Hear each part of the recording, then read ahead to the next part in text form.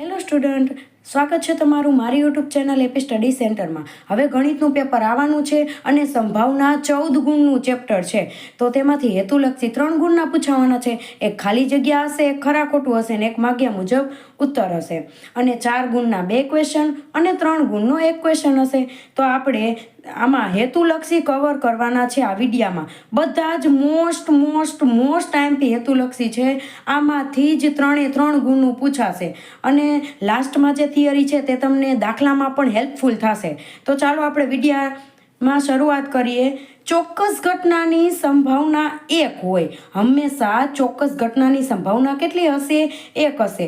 જેમ કે સૂર્ય પૂર્વમાં ઉગે છે તો રોજ ઉગે જ છે, તો એ ચોક્કસ ઘટના થઈ કહેવાય. તો તેની સંભાવના શું આવે? 1 આવે. અશક્ય ઘટના જે સંભવી શકે જ નહીં તેની સંભાવના કેવી હોય? 0 હોય. જેમ કે સૂર્યનું પશ્ચિમમાં ઉગવું, જે પોસિબલ જ નથી એવી ઘટનાની સંભાવના કેવી હશે? 0 હશે.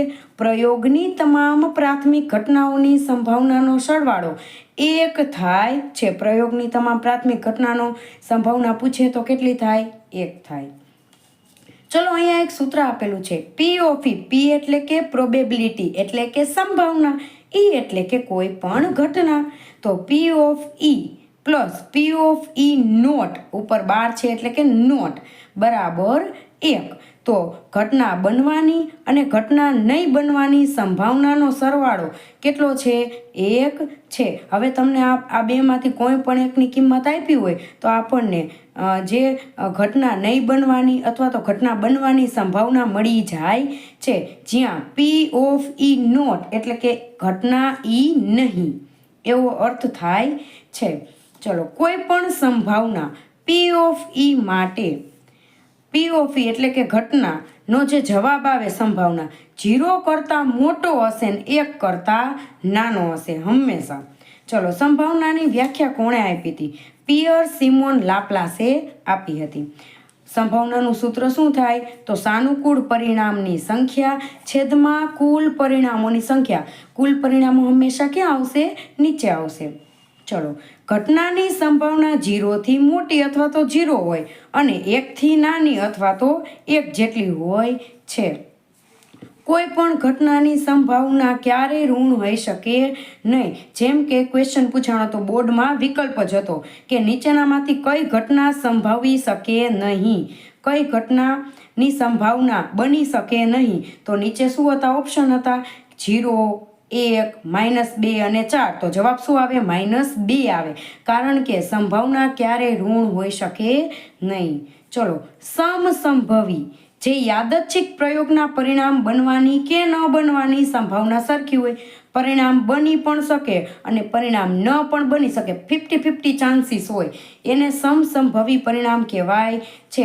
જેમ કે સિક્કાને એક વખત ઉછાળો, કાં તો કાંટો પડે કાં તો છાપો પડે, 2 જ પરિણામ મળે, ત્રીજું કોઈ પરિણામ પોસિબલ છે જ નહીં. તો તેને સમસંભવી કહેવાય છે. બંનેમાંથી એક જ હશે. ખરા ખોટામાં આપણે કાં સાચું કરવાનું કાં ખોટું કરવાનું. તો આમાં પણ સંભાવના 50-50% થાય છે. જન્મેલો બાળક કાં બાબો હશે ને કાં બેબી હશે. તો આ બધા સમસંભવી પરિણામો થાય છે.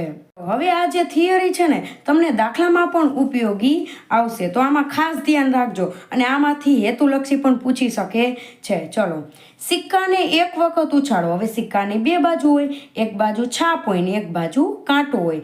ધ્યાન રાખવાનું, H એટલે છાપ થાય, T એટલે કાંટો થાય. તો સિક્કાને એક વખત ઉછાળતા 2 પરિણામ મળે. કુલ કેટલા પરિણામ મળે? 2. એવી રીતે એક સિક્કાને તમે 2 વાર ઉછાળો તો 4 પરિણામ મળે. એક સિક્કાને તમે 3 વાર ઉછાળો તો આવી રીતે 8 પરિણામ મળે. હવે તમને એમ થાય કે 8 પરિણામ યાદ રહેતા નથી, તો કેવી રીતે રાખવાના? સૌ પ્રથમ H 3 વાર લખવાના, પછી 2 વાર, પછી 1 વાર ને પછી પહેલા અને છેલ્લા. બરોબર, આવી રીતે 3 લાઈન આવશે. હવે આ 4 પરિણામ તમે યાદ રાખી લો તો જ્યાં H હોય ને ત્યાં અહીંયા શું કરવાનું? T કરવાનું. જ્યાં T હોય અહીંયા શું કરવાનું? તમારે અહીંયા H કરવાનું. એવી રીતે તમે 8 પરિણામોને યાદ રાખી શકો. તો સિક્કાને 1 વાર ઉછાળો તો 2 પરિણામ, 2 વાર ઉછાળો તો 4 પરિણામ, 3 વાર ઉછાળો તો 8 પરિણામ, એવી રીતે મળે છે. હવે આ સિક્કાની વાત થઈ ગઈ પૂરી. હવે પાસાની વાત. પાસો આપણે જે સાપસીડી રમીને ત્યારે પાસો જે યુઝ કરીને તે તો એક પાસાને આપણે એક વખત ઉછાળી તો આપણને 6 પરિણામ મળે. એટલે કે તેમાં અંક હોય 6 બાજુમાં 1 2 3 4 5 6 એમાંથી 6 માંથી કોઈ પણ પડી શકે. તો કુલ પરિણામ કેટલા થયા? 6. એવી રીતે 2 પાસાને આપણે 2 વાર ઉછાળી તો કુલ 36 પરિણામ મળે છે. ચલો હવે આ પાસાની વાત કમ્પ્લીટ થઈ ગઈ. હવે આવે પત્તા. તો કુલ કેટલા પત્તા હોય? 52 પત્તા હોય છે.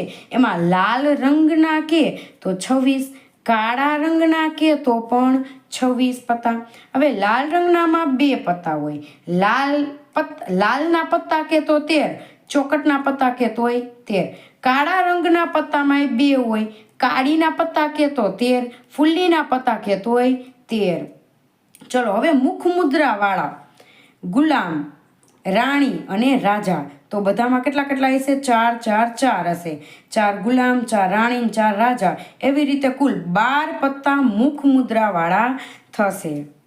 ચલો હવે આપણે 2 મોસ્ટ ઇમ્પોર્ટન્ટ દાખલા લેવાના છે જે બોર્ડ એક્ઝામમાં પૂછાઈ ગયા છે અને આ વખતે પૂછાવાના ચાન્સીસ પણ વધારે છે. માગ્યા મુજબ ઉત્તર હોય તો તેમાં પણ પૂછાઈ શકે છે. ગણિતના પ્રશ્નપત્રમાં મોનાને 80માંથી 80 ગુણ મેળવવાની સંભાવના ખાલી જગ્યા થાય તો એનો જવાબ આવે 1/81. તો કેવી રીતે આવે? ચલો કુલ પરિણામો કેટલા? હવે તમે એમ કહીશો 80 પરિણામો કારણ કે 80 ગુણનું છે પેપર, પરંતુ નહીં, શૂન્ય પણ આવી શકે. તો શૂન્ય અંદર એડ થઈ જાય તો કુલ કેટલા પરિણામો થયા? 81 પરિણામો.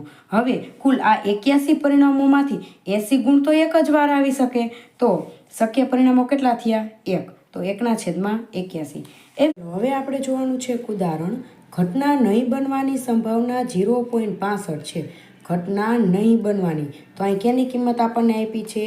P(E) નોટની. ચલો તો ઘટના નહીં બનવાની સંભાવના 0.65 છે.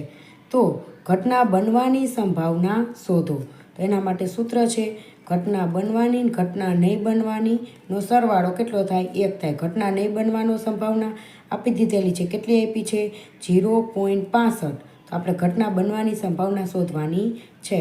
તો 1માંથી આ 0.65ને બાદ કરી નાખવાના એટલે કેટલા આવે? ઘટના બનવાની સંભાવના. એ રીતે પણ 2 ગુણમાં કે 1 ગુણમાં દાખલો મૂકી શકે. મોસ્ટ IMP છે, આ પાકું કરી લેજો. સંભાવના છે તે સંપૂર્ણ હેતુલક્ષી આમાંથી જ આવશે 100%. એટલે આટલું તમારે કવર કરવાનું રહેશે.